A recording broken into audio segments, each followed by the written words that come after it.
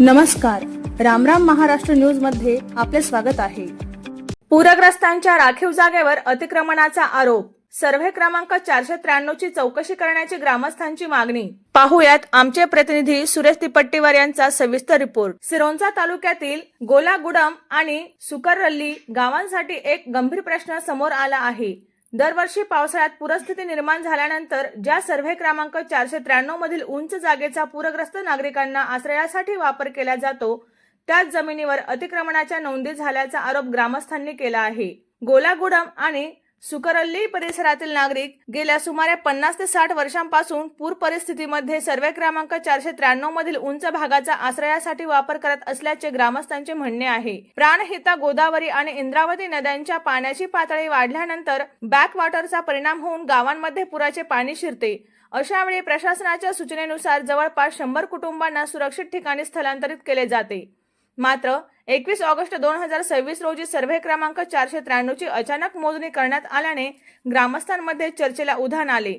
मोजणीबाबत चौकशी केली असता या जमिनीच्या काही भागावर स्थानिक व्यक्तींच्या नावाने अतिक्रमणाच्या नोंदी असल्याचा आणि संबंधितांना वन हक्क पट्टा मिळण्याची प्रक्रिया सुरू असल्याचा दावा ग्रामस्थांनी केला आहे। ग्रामस्थांचा आणखी गंभीर आरोप असा आहे की अतिक्रमणाच्या यादीत काही प्रभावशाली व्यक्ती तसेच शासकीय कर्मचाऱ्यांच्या कुटुंबियांची नावे असल्याचे त्यांना आढळून आले, ज्यांच्याकडे आधीच मोठ्या प्रमाणात जमीन असल्याचे सांगितले जाते। अशा व्यक्तींची नावे वनजमिनीवरील अतिक्रमणाच्या नोंदीत कशी आली असा सवाल ग्रामस्थांनी उपस्थित केला आहे।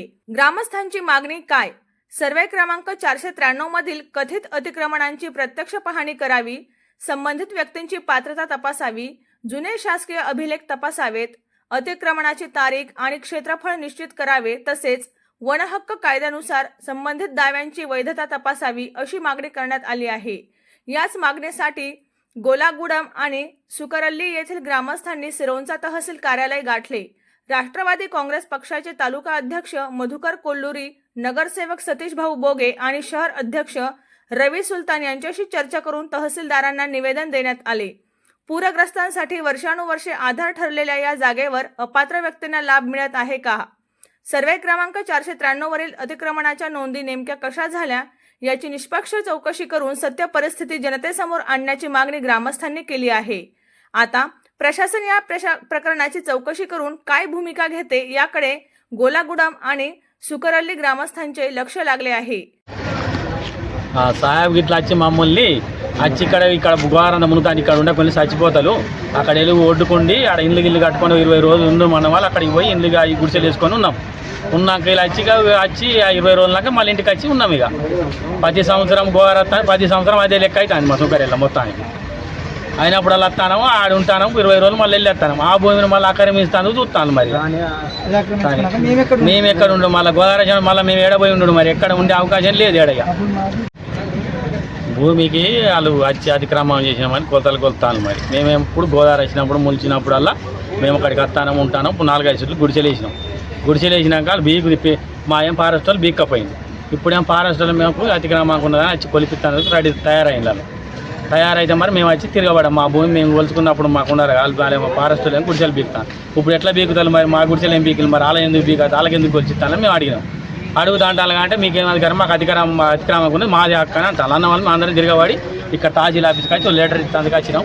మా భూమి మాకు కావాలి అందరి ప్రజలందరికీ ఎంతో కొంత అయితే గోదావరి వచ్చినాం మునుగుతా అంటే ఊరుకుంటా అందరు కలిసి ఆడు ఉంటాందుకు గింత మనిషికో గింత గుడిసి చేసుకొని ఉంటారు। మరి ఇప్పుడు లేకపోతే రేంజర్ ఆఫీస్కి పోయి ఆడొక్కటి ఇచ్చినాం, మరి ఆయన ఏం చేస్తారో కానీ ఇప్పుడు ఈడికి వచ్చినాం। వీళ్ళందరూ దయచేసి మా అందరికీ ప్రజలకు అత్త టూర్ పేరట భూమి అత్తట్టు చేయాలి అందరికీ, ఇది ఒక మా మనవి చేస్తాను। మరి మేము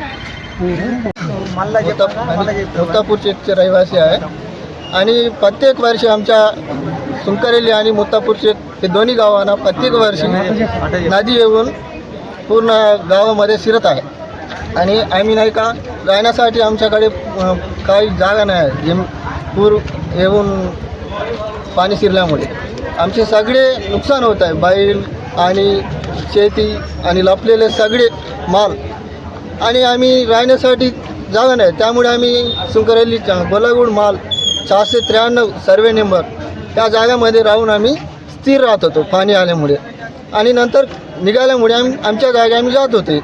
आता काही लोक काय केले आहे, मोठे लोक सुकरल्ली गावातील जे मोठे लोक आहे त्यांनी आमचे अतिक्रमण करून 4-4 एकर 5-5 एकर त्यांनी अतिक्रमण केलेलं आहे. आता आम्ही कुठे राहायचा हा प्रश्न मला पडलेला आहे. आणि कृपया करून माननीय तहसीलदार DF साहेब यांनी आमचा न्याय करावा की जे अतिक्रमण केलेलं आहे त्या लोकांचे रद्द करून जे